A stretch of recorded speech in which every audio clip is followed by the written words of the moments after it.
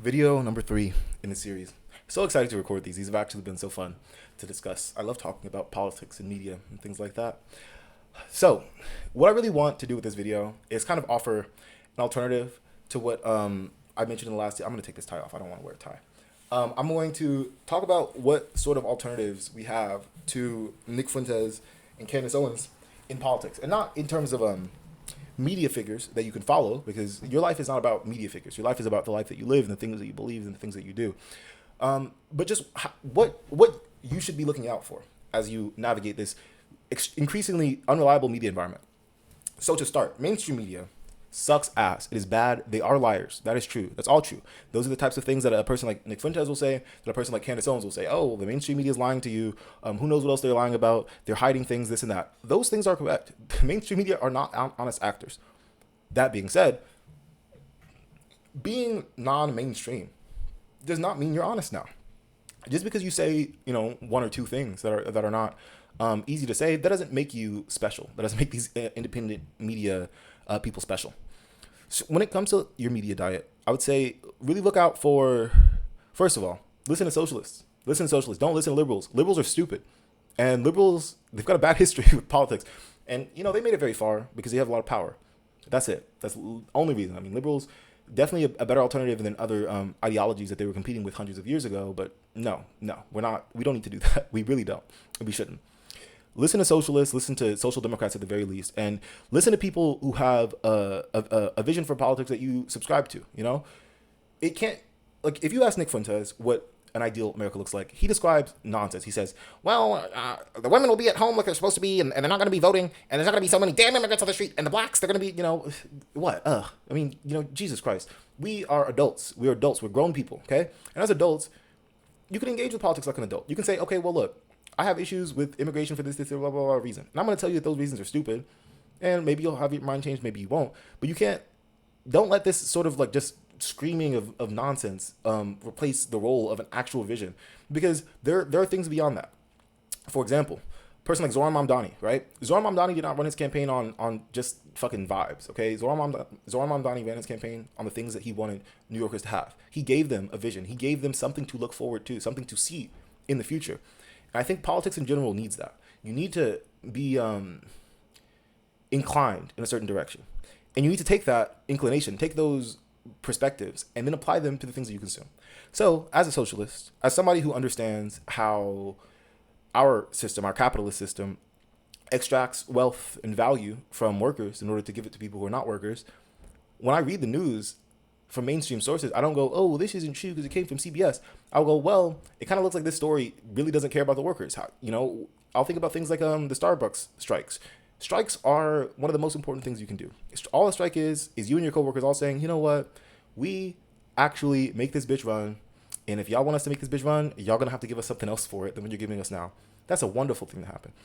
And when you look for these sorts of positive examples of what politics actually is for like in your media diet, when you have, it's really not about like aspirational, it's just about constructive politics, building something from what we have. Because right now we're not quite at the collapse of American empire. I think we're approaching it, and soon enough we're all going to be playing around in these ashes, and the people who are going to be able to build something up out of those ashes are going to be the people who had in mind what they wanted to see, as opposed to what we have today. So if you, just like me, have many issues with the way that our society is structured, with who gets to get away with things and who doesn't, with who has power and who doesn't, with whose voices are heard and whose voices aren't, well, let's talk about it. Let's talk about it and let's see what we can actually do. Because the more I've learned about socialist thought, the more I've read, the more educated I've become, the more I've been able to understand that the fight in politics is not about independent voters or whatever bullshit they talk about. They talk about in like in on the news and stuff like that. That has nothing to do with it.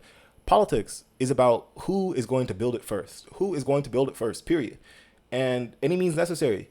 When you make the thing that is what you wanted the world to be into reality, that's when you win. No point before that have you won. Electing Zoran Mamdani, we have not won. We don't win until New York looks like Zoran Mamdani said it would look, and then the next mayor after that improves on it. That's when we win. We win when we have momentum headed in the right direction, when we're actually on the right track as opposed to the wrong one, or no track, because we don't have any damn trains in this country. And okay, and the last thing I'll say is that I really think there's an emphasis on electoral politics that I am a victim of myself. I'm very concerned with what happens, in national elections, blah blah blah, this way, that way, this vote, that vote.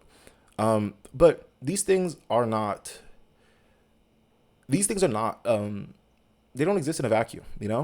If only a part of people who are eligible to vote are voting, then that means that there is a larger society that doesn't vote, and that means that there's something about these people who go out to vote that has given them reason to want to do this, or reason to believe they should, or that they have to, whatever it is, right? But by actually caring about society improving, by I don't know, looking out for your neighbors, just being a kind person, those sorts of things are so much more powerful than who you vote for. Um, and applying the things that you are good at, that you're capable at, to make the people around you, to improve their lives, to improve their conditions. I mean, for example, right? Like I'm a poli sci major. I don't have as much to offer as somebody like an electrician or a plumber, but I've got something. I mean, a friend of mine recently asked me, "Oh, I want to help. I want to start talking to my kids about political issues and making sure that they just they grow into kind people, because Gen Alpha is kind of going through it." And I sat down with them and worked out sort of a statement that they could read, or something like that. I recently helped somebody figure out some car issues they were having, and things like that. That's what politics really is about. Politics is about who you are. So be a good person and do it now, because everyone's shitty and it's fucking annoying. But yeah, don't be selfish. I mean, I could go on forever, really. I think there's so many things about the way that we think about politics that are leading us in the wrong direction. But really, just like, respect yourself. Respect yourself more than Nick Fuentes or Candace Owens respect you. Respect yourself more than the mainstream media, than Chuck Schumer, than Hakeem Jeffries respect you. And do some push-ups.